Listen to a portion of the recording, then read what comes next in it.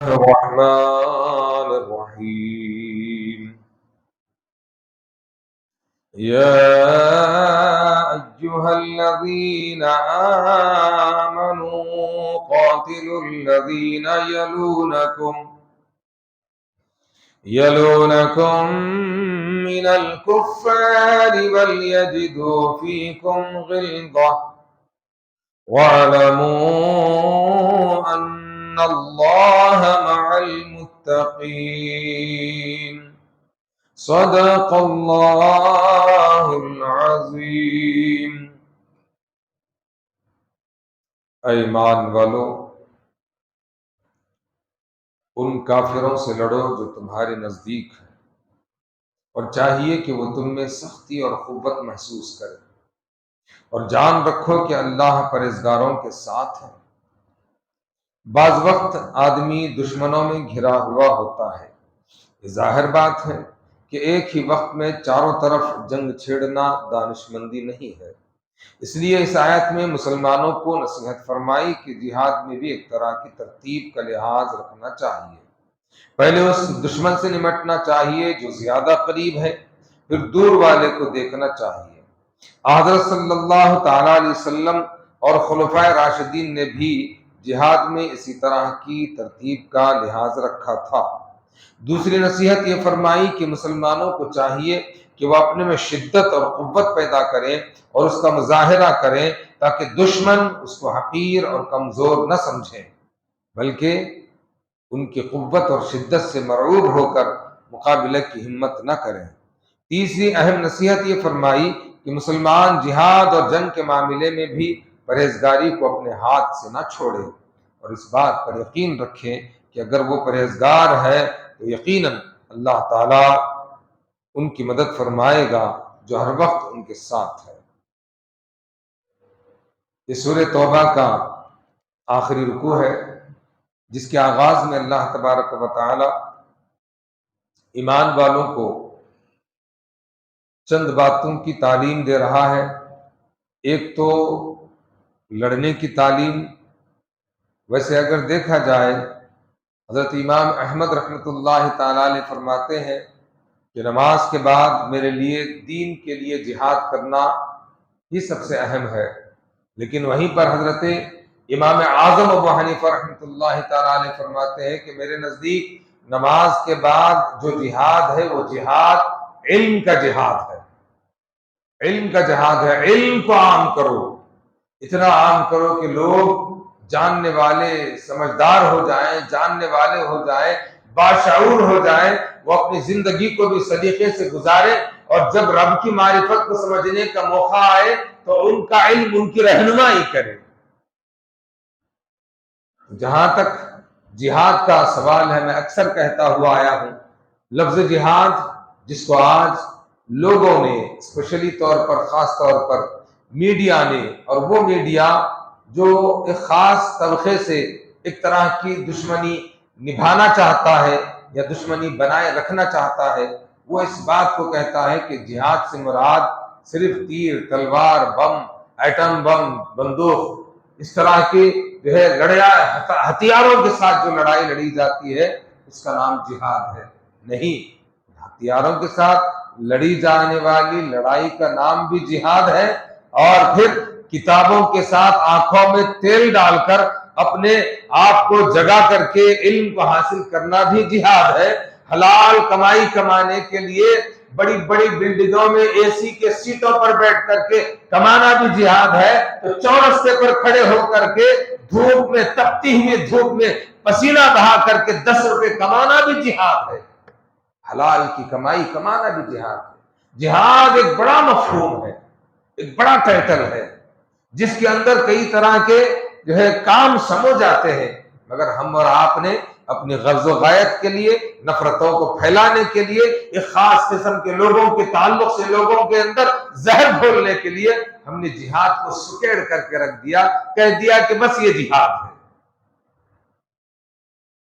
کہ اللہ تبارک و تعالیٰ کیا فرماتا ہے کہ تم جب کافروں سے گھرے ہو تو تم کہاں سے شروع کرو؟ جو تمہاری قربت میں ہے ان سے اپنا کام شروع کرو۔ ان سے اپنی لڑائی شروع کرو. تو آقا علیہ الصلوۃ والتسلیم نے کہاں سے لڑائی شروع کی؟ اللہ پاک فرماتا ہے وَأَنذِرْ عَشِيرَتَكَ الْأَقْرَبِينَ، اے محبوب صلی اللہ تعالی علیہ وسلم، آپ اپنے قربت والے آپ اپنے رشتہ داروں کو ڈرائیے.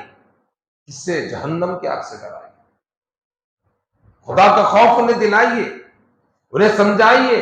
سب سے پہلا حق تو رشتہ داروں کا ہے، جو نسبی رشتہ دار ہیں، قریبی رشتہ دار ہیں، جو تمہارے اپنے ہیں، جو اپنے آس پاس گلی محلے میں بستے ہیں. وہ بگڑے رہیں گے، بھٹکے رہیں گے، غلط راہوں میں رہیں گے، غلط کاموں میں رہیں گے، اور تم دنیا کی فکر کرو گے. تو یہ قانون نہیں ہوا، یہ اصول نہیں ہوا، یہ محبت نہیں. محبت کیا ہے؟ میں اپنا دین کا کام، میں اپنے دین کے اخلاق کا کام، میں اچھا کام کہاں سے؟ میں اپنے گھر سے شروع کروں. آقا علیہ الصلوۃ والتسلیم اپنے گھر سے دین کا کام شروع کیا. لوگ آج دنیا کی فکر پہلے کرتے ہیں، گھر کی فکر بعد میں کرتے ہیں. مگر میرے آقا صلی اللہ تعالی علیہ وسلم دین کا کام شروع کرے، لوگوں کی صلاح و فلاح کا کام شروع کرے، یہ خدا کی طرف بلانے کا کام شروع کرے. تو کہاں سے شروع کرے؟ اپنے گھر سے شروع کرے، اپنے محلے سے شروع کرے. شروع کرنے والوں میں سب سے پہلے آپ پر ایمان لانے والی آپ کی زوجہ محترمہ سیدہ بی بی خدیجہ الکبریٰ نے کلمہ پڑھا. تو آپ کے رفیقوں میں، آپ کے دوستوں میں، آپ کے اپنوں میں حضرت سیدنا ابوبکر صدیق رضی اللہ تعالیٰ عنہ نے بڑے لوگوں میں کلمہ پڑھا. اور جب بچوں کی بات آتی تو بچپنے میں دیکھتے دیکھتے بڑا ہونے والی ذات سیدنا علی کرم اللہ رضی اللہ تعالیٰ عنہ کی ذات بابرکت نے جب ان کو دیکھا کہ یہ ایک خدا کی عبادت کر رہے ہیں تو یہ بھی شامل ہو گئے کہ کہیں کہ یا رسول اللہ میں بھی کلمہ پڑھ کر کے مسلمان ہو جاتا ہوں. تو کام گھر سے شروع ہوا، کام گھر سے شروع ہوا. جب تک مکے میں رہے اپنے لوگوں کو تعلیم و تربیت کرتے رہے، امر بالمعروف ونہی عن المنکر کی تعلیم دیتے رہے. چاہے سامنے جتنا بھی بڑا ظلم ہو، جتنی بھی بڑی پریشانی ہو، لوگ پتھر پھینکے، لوگ کانٹے بچھائے، لوگ نہ جانے کس کس طرح سے آقا علیہ الصلوۃ والتسلیم کو آزمائے، صحابہ کو آزمائے. مگر میرے آقا صلی اللہ تعالی علیہ وسلم جو اپنے مشن کے لیے، جس مشن کو آپ نے اٹھایا تھا، جس کام کو آپ نے اٹھا کر کے جو ہے اپنی کمر باندھ لی تھی، وہ کہا کہ لا الہ الا اللہ، میں لا الہ الا اللہ کی دعوت دینے کے لیے آیا ہوں، کسی بھی صورت میں پیچھے ہٹنے والا نہیں. آپ اپنا کام کرتے رہے. مکہ سے مدینہ آئے، مدینہ آ کر کے اڑوس پڑوس کے جو بھی بنو خزرج کے، بنو نذیر کے، جو بنو اسد کے جو بھی یہودی تھے، نصرانی تھے، ان کے ساتھ لڑائی ہوئی، ان کے ساتھ بات چیت ہوئی، ان کو سمجھانے بجھانے کا کام ہوا. پھر ان کو وہ جو کلمہ پڑھ کر کے مسلمان ہوئے تو پھر آگے بڑھے. ملک در ملک ہوتے ہوتے ایک کے بعد ایک ملک، الاقرب فالاقرب کے تحت پہلے قریب والے، اس کے بعد اس کے قریب والے، اس کے بعد اس کے قریب والے، اسی سسٹم کے تحت آپ آگے بڑھتے گئے. تدبیر جب تک نہ ہو کامیابی ملنا ناممکن ہے. تدبیر کا ہونا بھی ضروری ہے، اور تدبیر کے ساتھ ساتھ اپنے آپ کی قوت کو محسوس کرانا، طاقت کو محسوس کرانا بھی ضروری ہے. وہ اس لیے ضروری ہے کہ جب تک آپ کی قوت و طاقت کا احساس دنیا والوں کو نہیں ہوگا، دنیا والے تمہاری طرف پلٹ کر کے دیکھنے والے نہیں، پلٹ کر کے دیکھنے والے نہیں. اہل اللہ فرماتے ہیں کہ اے دنیا میں رہنے والوں مسلمانوں، اگر تم خدا کا قرب چاہتے ہو تو راتوں کو جاگو، خدا کی قربت حاصل کرو. دنیا میں اپنا سکہ جمانا چاہتے ہو تو گھروں کو چھوڑو، باہر نکلو. سر پر تاج سجانا چاہتے ہو تو آؤ میدان میں، دنیا تمہیں سلام کرے گی. گھر میں بیٹھے بیٹھے تاج ملے گا نہیں، بچی کچی گردن بھی نکل جائے گی. دنیا کو کیا پڑی ہے تم سے؟ گھر میں بیٹھ کر کے تاج بچانے کی فکر کرنے والے یاد رکھے، قسم خدا کی، گھر میں بیٹھ کر کے تاج بچایا نہیں جاتا، ملت بچائی نہیں جاتی، عزت و عفت بچائی نہیں جاتی، اپنے حقوق کو منوایا نہیں جاتا. اسی وقت منوایا جا سکتا ہے جب کہ ہم اپنے حقوق جس سے حاصل کرنا ہے اس کے سامنے آئے، ببانگ دہل حق کی آواز کو بلند کریں. تب ہمارا سر بھی بچے گا، ہماری پگڑی بھی بچے گی، ورنہ کچھ نہیں بچے گا. اللہ پاک اسی اصول کو سمجھا رہا ہے اور اس کے ترتیب کو بتا رہا ہے، اس کی اسٹریٹجی کیا ہونی چاہیے، کس طرح سے ہمیں رہنا چاہیے. سینکڑوں علماء، گلی گلی میں عالم ملیں گے، گلی گلی میں علماء ملیں گے، سینکڑوں خانخواہیں، سینکڑوں لیڈرز، سینکڑوں نہ جانے کیا کیا کرنے والے ہیں. کسی کے پاس متحدہ طور پر ملت مسلمہ کی کیفیت کو، حالت کو سدھارنے کا کوئی مکمل نظم کسی کے پاس نظر نہیں آتا. سب اپنی پیٹھ تھپک رہے ہیں کہ ہم اچھا کر رہے ہیں، ہماری ترتیب اچھی ہے، ہماری اسٹریٹجی اچھی ہے، ہمارا اصول اچھا ہے، ہمارا قانون اچھا ہے، بہت اچھا ہے، بہت ہے سب کچھ آپ کے پاس. اگر کچھ نہیں ہے تو تمہیں قوم اپنا ماننے کے لیے تیار نہیں ہے، تم پیٹھ تھپک رہے ہو. بتا دے ساری قوم مل کر کے کسی ایک صاحب کو اپنا لیڈر مانیں دے، کسی لیڈر کو لیڈر ماننے دیجیے یا کسی عالم کو لیڈر ماننے دیجیے. سوال ہر کوئی لیڈر اپنے آپ سے پوچھے، صاحب اپنے آپ سے پوچھے، عالم مفتی فاضل کامل اپنے آپ سے پوچھے، جو خدمت خلق میں لگا ہوا ہے وہ اپنے آپ سے پوچھے کہ کیا وجہ ہے کہ میری خدمتوں کو سراہا نہیں جا رہا ہے اور میری خدمتوں کا صلہ مل نہیں پا رہا ہے. بس دل کی تسلی گوڑ کا مریدہ کر رہے ہیں. میں انکار نہیں کر رہا ہوں، نہیں کر رہا، کر رہے ہیں، مگر جیسے کرنا ہے ویسے نہیں کر رہے ہیں. نہ کوئی ترتیب ہے، نہ کوئی ترکیب ہے، نہ کوئی تحریک ہے، نہ کوئی تنظیم ہے، نہ کوئی تعمیر ہے. بس ہے تو اپنی اپنی دکانوں کو چمکانے کا ذریعہ ہے. 1.5 اینٹ کی مسجد ہے، میری مسجد، میری جماعت، میرے لوگ، کھلے والی ہے، خلاص. سب یہیں پر ہے، خانخواہیں وہیں پر رکی ہوئی ہے، چدر گاگر عرس پر رکی ہوئی ہے، بس باہر نہیں نکلیں گے. دیگر تنظیمیں جو کام کر رہی ہیں بس وہ اپنی تنظیم کے لیے کام کر رہی ہیں، ملت کے لیے نہیں. کہاں ہے بتائیے صحیح. جو رسول ہمیں جینے کا سلیقہ دیے ہیں، جس خدا نے اپنے رسول کے ذریعے سے ہمیں دنیا میں عزت کے ساتھ، وقار کے ساتھ، اپنے حق کے ساتھ جی کر کے اپنی آخرت کی زندگی کے لیے آگے کا سفر طے کرنا ہے، ان کے پاس مکمل نظام ہے.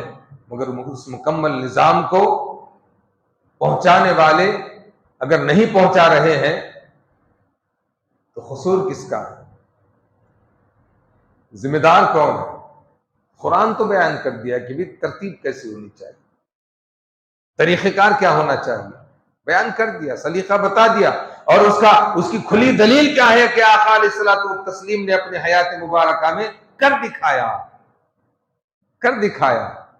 گھر سے شروع کرے، پورا مکہ ہوا، مدینہ میں آئے، پورا مدینہ ہوا، پھر اس کے بعد قبائل میں نکلے، پھر وہاں سے ایک ملک، دوسرا ملک، تیسرا ملک، پھیلتے آگے بڑھتے چلے. آپ کے پاس کیا ہے؟ کچھ نہیں. کہنے کو بہت کچھ ہے، زیادہ کچھ بولیں گے تو اللہ حافظ و ناصر. واقعی اگر اللہ حافظ و ناصر ہے، یقیناً ہے، ایمان ہے ہمارا، مگر جس رسول نے ہمیں زندگی کا طرز عمل بتایا ہے، اللہ حافظ و ناصر ہے بول کر کے، آج 17 ہے نا رمضان کی، بدر کے میدان میں نہیں جا کر کے دعا کرتے بیٹھ سکتے تھے، صحابہ کو روک سکتے تھے، کیوں نکلے میدان میں؟ کیوں اپنی بات کو منوایا؟ کیوں ظلم کو سہتے سہتے جب بددل ہو گئے تو ظالموں کو جواب دینے کے لیے اٹھ کر کے کھڑے ہو گئے؟ یہ سنت رسول ہے. جس سنت کو، جس طریقے سے، جس سلیقے سے جہاں پر ہم رہتے ہیں وہاں پر اصول و قاعدے اور قانون کے دائرے میں ہم اپنی بات رکھ سکتے ہیں، منا سکتے ہیں.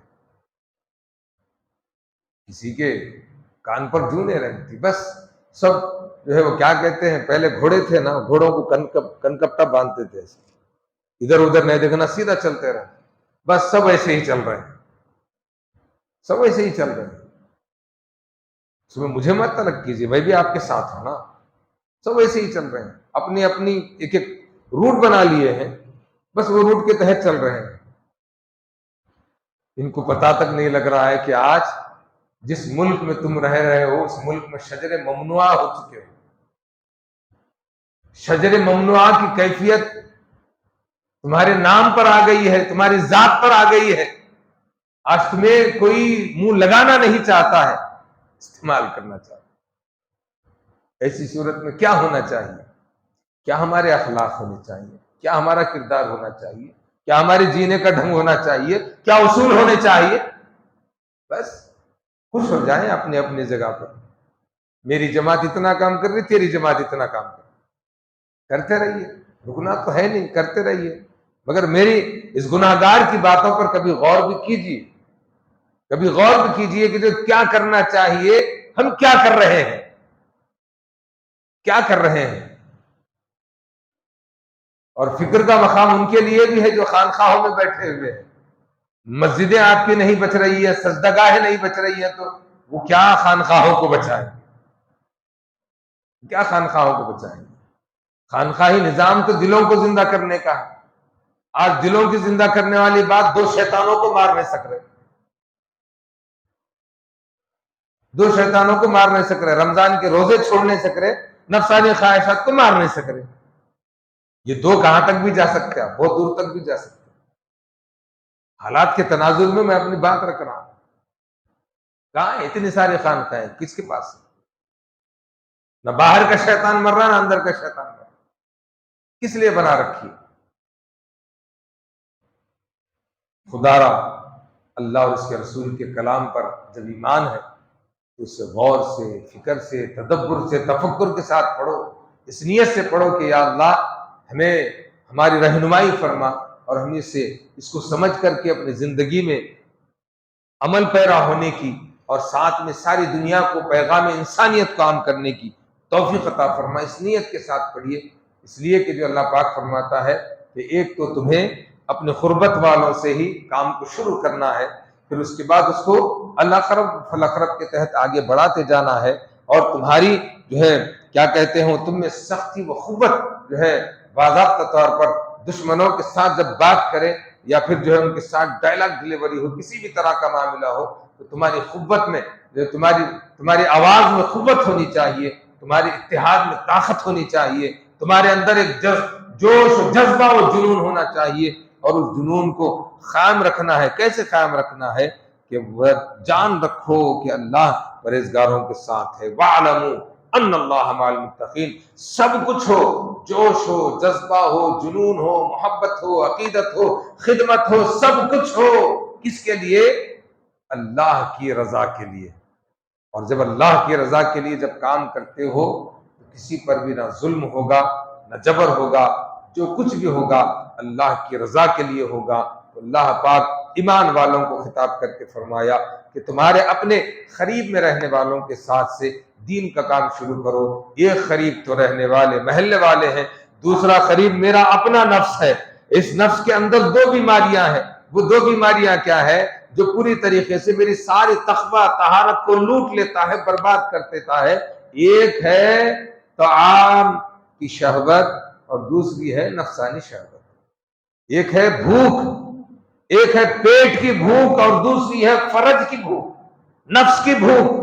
یہ دونوں بھوکیں ایسی ہیں جو انسان کو تباہ و تاراج کر دیتی ہیں، جبکہ وہ حلال لقمہ ہی کیوں نہ کھاتا ہو اس کو پریشان کرتی ہے۔ اب حرام کھانے والے ذرا غور کریں، حلال کھانے کے باوجود بھی پیٹ کی بھوک آدمی کو کنٹرول کے باہر کر دیتی ہے۔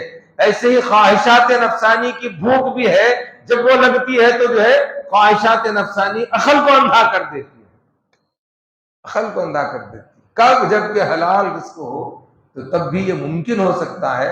اب حرام کھانے والے، پھر اللہ اللہ کرنے والے، احادیث سنانے والے، پھر اللہ اللہ کرنے والے، قرآن کو زبان سے ایسا بولنے والے کہ جو ہے بس اب قرآن ان کی زبان پر بول رہا ہے، مگر سارے کام حرامی نکمے لچے لفنگوں کے رکھ لیے۔ تو اب ذرا بتاؤ کہ کہاں سے تقویٰ آئے گا، کہاں سے طہارت آئے گی، کہاں سے خدا کی مدد آئے گی؟